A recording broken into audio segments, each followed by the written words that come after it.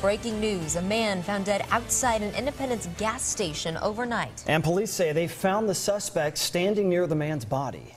41 Action News anchor Jane Monreal is at that 7-Eleven now near 24 Highway and Noland Road. And Jane, what's the latest in this case?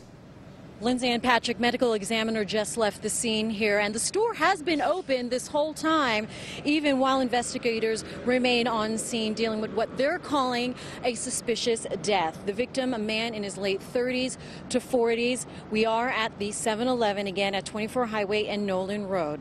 The clerk inside the store was taking out the trash just before 2:30 this morning when he saw two men on the ground by the dumpster.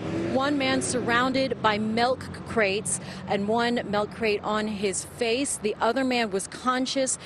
Police took that man into custody for questioning. The clerk remembers that man because he just walked into the store moments ago and bought a fountain drink. He was drunk and he was smelling bad. I can smell the drink, liquor.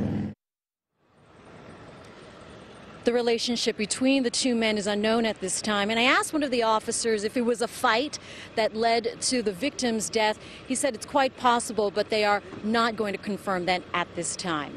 Live in Independence, Jane Monreal, 41 Action News for 38 The Spot.